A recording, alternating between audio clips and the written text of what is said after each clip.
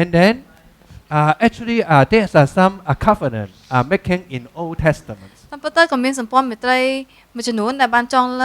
ងឡើងនៅក្នុងព្រះគម្ពីរសម្ព័ន្ធសញ្ញាចាស់ But in Old Testament, the covenant making often accompanied by customs such as sacrifice. ប៉ុន្តែសម្ព័ន្ធមេត្រីភាគច្រើនដែលបានចងឡើងនៅសញ្ញាចាស់គឺភាគច្រើនពាក់ព័ន្ធជាមួយនឹងការបូជា or oaths, ឬក៏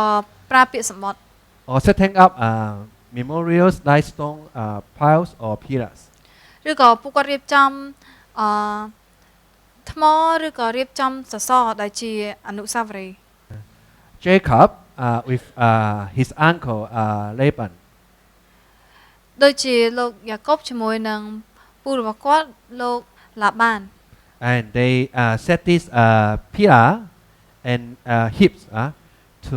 separate between their property.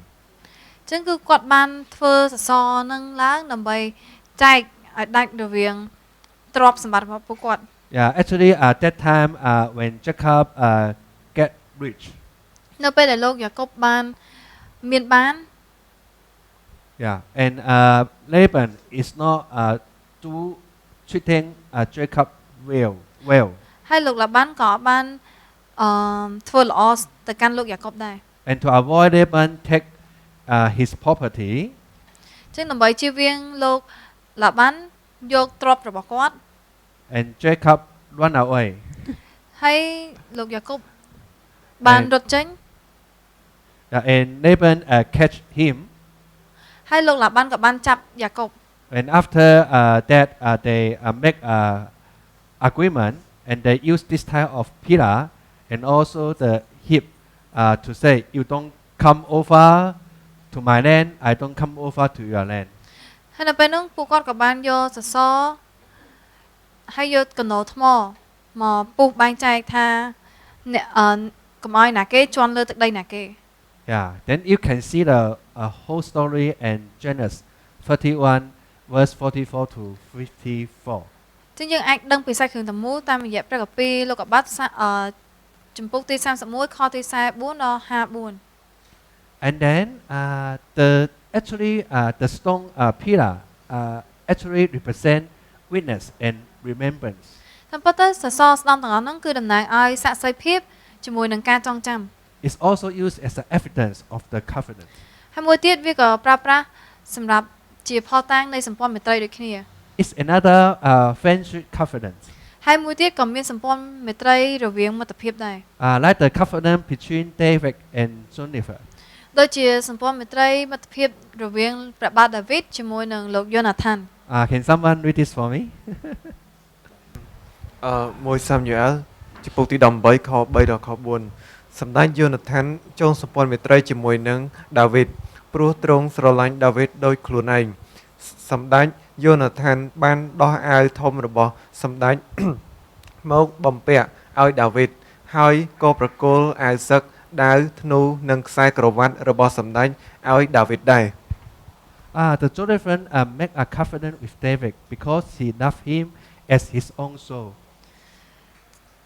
ចឹងសម្ដេចយ៉ូណាថានបានចងសម្ព័ន្ធមេត្រីជាមួយដាវីតដោយសារតែគាត់ស្រឡាញ់ដាវីតដូចជាខ្លួនឯងដែរ And Jonathan stripped himself of the law that was on him and gave it to David, and his armor and even his sword and his bow and his belt. ហើយសម្ដេចយ៉ូណាថានក៏បានដោះអាវធំមកបំពាក់ឲ្យដាវីតហើយប្រគល់អាវសឹកដាវធ្នូខ្សែក្រវ៉ាត់របស់សម្ដេចទាំងអស់ឲ្យទៅដាវីតដែរ Do you know what this means? យើងទាំងអស់គ្នាដឹងថាមានន័យថាម៉េចអត់ Do you know what this means? Because this symbolize his deep friendship and support for David. អីទាំងអស់នេះគឺបង្ហាញពីមិត្តភាពដ៏ជ្រាលជ្រៅនិងការដែលគាត់ជួយគ្រប់គ្រងទៅកាន់ព្រះបាទដាវីត And that time, Jonathan's father, so he want to kill David. នៅពេលហ្នឹងបិតារបស់សម្ដេចយ៉ូណាថានគឺព្រះបាទសូលក៏ចង់សម្លាប់ដាវីតចោល And Jonathan actually is the prince. He's the son of Saul. Saul is the king. ហើយសម្ដេចយ៉ូណាថានគឺជាបុត្ររបស់ព្រះបាទសូល And he put his law on David. That means he is willing to give up his rights. ហើយនៅពេលដែលគាត់ឲ្យសម្លៀកបំពាក់ក៏ដូចជាគ្រឿងសព្វាវុធទាំងអស់ទៅកាន់ដាវីតគឺបង្ហាញថាគាត់ផ្ដល់សិទ្ធិទៅកាន់ដាវីត So normally Jonathan should become a king, right? តាមពិតទៅ After his father died, right? លោកសម្ដេច Jonathan គាត់ត្រូវឡើងធ្វើស្ដេចបន្ទាប់ពីព្រះបាទសូលត្រូវអត់ But Jonathan know David based on the promise of law of God, he will become the king. ប៉ុន្តែ Jonathan ដឹងថាតាមរយៈព្រះបន្ទូលសន្យារបស់ព្រះជាម្ចាស់គឺព្រះអង្គចង់ឲ្យដាវីតក្លាយទៅជាស្ដេច If I know I'll become a king,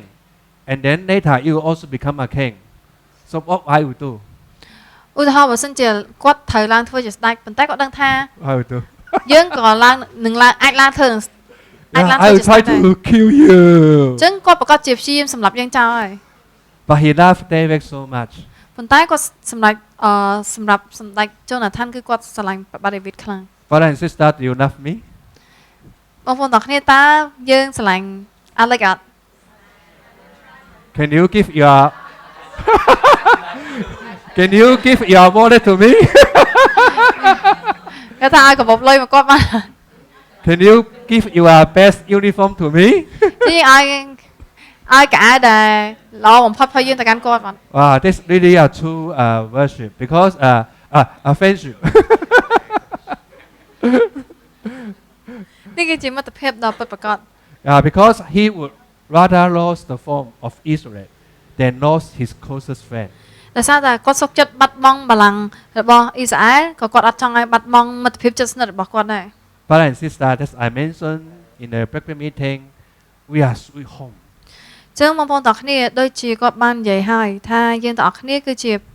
គ្រួសារដ៏ផ្អែមល្ហែម The Lord used His blood to love us. ដោយសារតែព្រះអង្គបានបង្ហូរព្រះលិខិតដើម្បីបង្ហាញក្តីស្រឡាញ់មកកាន់យើង So we are so sweet. ដូច្នេះយើងទាំងអស់គ្នាពោរពេញដោយភាពផ្អែមល្ហែម We should not criticize brother and sisters. ហើយយើង Criticize. We should not bring. នឹងយើងអត់គួរស្ដីបន្ទោសដល់បងប្អូនយើងឡើយ Even they have a weakness, right? ទោះបីជាពួកគាត់មានចំណុចខ្សោយក៏ដោយ We should try our best to love them គឺយើងព្យាយាមអស់ពីសមត្ថភាពដើម្បីស្រឡាញ់ពួកគាត់ because they are redeemed by Lord's blood. ដោយសារតែពួកគាត់លួសដោយព្រះលិខិតរបស់ព្រះអង្គ Say again to your brother sister, you are so sweet. យើងនិយាយម្ដងទៀតទៅកាន់បងប្អូនយើងថាអ្នកពិតជាផ្អែមល្ហែម Brother and sister, the Bible says a friend loves at all times, and a brother is born for adversary. ក្នុងព្រះគម្ពីរបានចែងថាកល្យាណមិត្តតែងតែស្រឡាញ់គ្នាគ្រប់ពេលវេលារីឯបងប្អូនវិញតែងតែចាំជួយគ្នាក្នុងពេលមានទុក្ខធុរៈ Oh, so the beautiful home is not because we have a good food. Good food. អញ្ចឹងផ្ទះដ៏ស្រស់ស្អាតមិនមែនសំដៅទៅលើផ្ទះដែលមានម្ហូបអាហារឆ្ងាញ់នោះឡើយ Wow, in my age when I believe in the Lord, I feel so grateful. នៅក្នុងជំនាន់របស់គាត់នៅពេលដែលគាត់ជឿលើព្រះអង្គគឺគាត់មានអារម្មណ៍ថាពោរពេញទៅដោយព្រះគុណ On that time, we are really so poor. ដោយសារតែគឺយើងមានជីវភាពក្រីក្រ But why I was young and brother sister they use chopstick and they put the food on my bowl. ហើយដល់ពេលហ្នឹងបងប្អូនក៏បានយកចង្កឹះចាប់ម្ហូបដាក់ចូលក្នុងចានគាត់ And actually they are hungry. តែប៉ុន្តែបងប្អូនដទៃទៀតក៏គាត់ឃ្លានដែរ But they treasure me. ប៉ុន្តែបងប្អូនទាំងអស់នោះឲ្យតម្លៃ Alex And this is a sweet home. ហើយនេះជាគ្រួសារដ៏ផ្អែមល្ហែម Are you willing to sacrifice for brother and sisters? តែយើងទាំងអស់គ្នានឹងលះបង់សម្រាប់បងប្អូនយើងអត់ Yeah. So the Bible said, a friend loves at all times. I can be your friend, but if you have difficulties, I far away. ចឹងគាត់និយាយថាបើសិនជាគាត់អាចខ្លាចជាមិត្តភក្តិរបស់យើងប៉ុន្តែដល់ពេលមានបញ្ហាគាត់ចេញឆ្ងាយពីយើង And a brother is born for adversity. ប៉ុន្តែបងប្អូនវិញចាំជួយក្នុងគ្រាដែលមានទុក្ខលំបាក If you have difficulties, come to this home. បើសិនជាយើងមានទុក្ខលំបាកគឺយើងអាចមកគ្រួសារមួយនេះបាន Because we are your brother and sisters. ដោយសារតែយើងគឺជាបងប្អូននឹងគ្នា This is a covenant the Lord made with Abraham. ហើយនេះគឺជាសម្ព័ន្ធមេត្រីដែលព្រះអង្គបានចងឡើងជាមួយនឹងលោកអាប់រ៉ាហាំ Lord said, I will promise to give you a land. ដោយសារតែពេលហ្នឹងព្រះអង្គបាននិយាយថាព្រះអង្គមានព្រះបន្ទូលសន្យាថានឹងផ្ដល់ទឹកដីមួយទៅកាន់អាប់រ៉ាហាំ And Abraham said, how can I sure this promise is true? ហើយលោកអាប់រ៉ាហាំក៏បាននិយាយថាធ្វើម៉េចទៅគាត់ដឹងថាព្រះបន្ទូលសន្យាមួយនេះពិតប្រាកដមែន And Lord asked him to make some sacrifice by cutting the animal into half. ហើយនៅពេលនោះព្រះអង្គក៏បានឲ្យលោកអាប់រ៉ាហាំធ្វើយ៉ាញ់បូជាដែលកាត់ចង់ថាកាប់សត្វដែលយកមកបូជានឹងជាពីរ And then let him asleep. ហើយតមកធ្វើឲ្យលោកអាប់រ៉ាហាំគេងលក់ And Lord God himself offered the animal. ហើយព្រះអង្គបានធ្វើយ៉ាញ់បូជាជាមួយនឹងសត្វទាំងអស់ហ្នឹង So what's the meaning of this? តើអត្ថន័យគឺមានន័យថាម៉េច Maybe brother and sister, just give me 1, 2, 3, 4, 5. លេខ1អាប់រ៉ាមសួរទៅអោព្រះជាម្ចាស់ថាគាត់អាចប្រកាសយ៉ាងដូចម្ដេចថាគាត់នឹងទទួលទឹកដីដែលបានសន្យា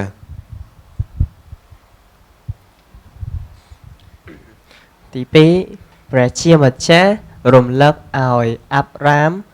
ចាំថាព្រះអង្គបាននាំគាត់ចេញពីទីក្រុងអើដើម្បីផ្ដល់ទឹកដីនេះឲ្យគាត់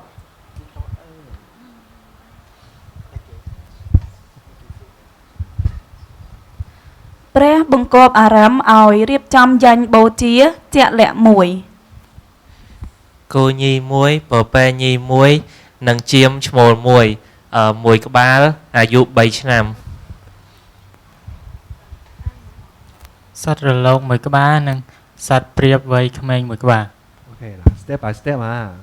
And then 6, 7, extra. Misa, thank you. អាប់រ៉ាមយកសត្វមកកាត់សត្វជាធំជាចំណែករួចដាក់សត្វទាំងពីរនៅទល់មុខគ្នាគាត់មិនបានកាត់សត្វស្លាប់ទេ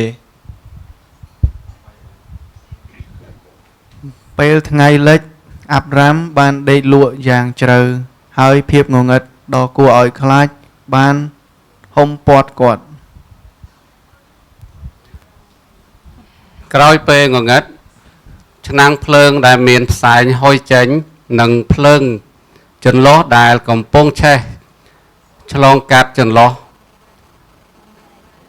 បំណែកសត្វទាំងនោះដែលជានិមិត្តរូបនៃសេចក្តីសញ្ញារបស់ព្រះ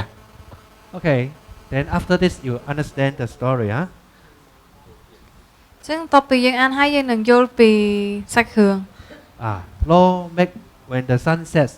Abraham falls into deep sleep. ចឹងនៅពេលដែលថ្ងៃលិចគឺព្រះអង្គបានធ្វើឲ្យអាប់រ៉ាំបានដេកលង់លក់ Okay, so the ask you questions. I this sleep fell on Abraham. ចឹងគាត់មានសំណួរសួរយើង What this mean? It shows that he did not pass between the two half of the sacrifice. ខ្ញុំមានសំណួរយើងថាការដែលលោកអាប់រ៉ាំបានគេងលក់លង់លក់ហ្នឹងហើយថាបង្ហាញថាគាត់អត់បានឆ្លងកាត់ផ្នែកទាំងពីរនៃការបូជាការថ្វាយយ៉ាញ់បូជាហ្នឹង That mean when the Lord make covenant with Abraham, even when man fails, God remain faithful to his covenant. ចឹងកន្លែងហ្នឹងបង្ហាញថានៅពេលដែលព្រះអង្គបានចងសម្ព័ន្ធមេត្រីជាមួយនឹងមនុស្សទោះបីជាមនុស្សបរាជ័យឬក៏ទន់ខ្សោយក៏ដោយក៏ព្រះអង្គនៅតែស្មោះត្រង់ចំពោះសម្ព័ន្ធមេត្រីរបស់ព្រះអង្គដែរ Here mentioned Lord God passed along between two halves of the sacrifice,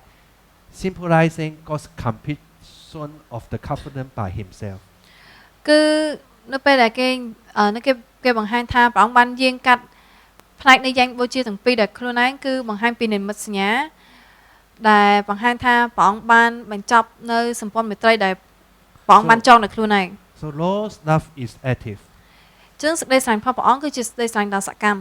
And He passed through the animal means His commitment to fulfill the covenants. ហើយការដែលព្រះអង្គបានឆ្លងរាល់នៅសត្វដែលយកមកបូជាទាំងអស់ហ្នឹងគឺបង្ហាញពីការដែលព្រះអង្គបានបញ្ញាចិត្តនៅក្នុងការបំពេញនៅសម្ព័ន្ធមេត្រី Why God have to pass the sacrifice. It means if he broke the covenant, he will dead like the animals. ហេតុអីបានជាព្រះអង្គត្រូវឆ្លងកាត់ការបូជាមួយនឹង The គឺ Lord ដោយសារ will, ដោយសារតែបើសិនជាព្រះអង្គឆ្លងកាត់ការបូជាមួយនឹងបើសិនជាព្រះអង្គអឺព្រះអង្គក្បត់ព្រះបន្ទូលសន្យាគឺព្រះអង្គនឹងត្រូវខ្លាចទៅជាយ៉ាងបូជាដូចជាសត្វទាំងអស់នឹងដែរ so God will never die. God will never die.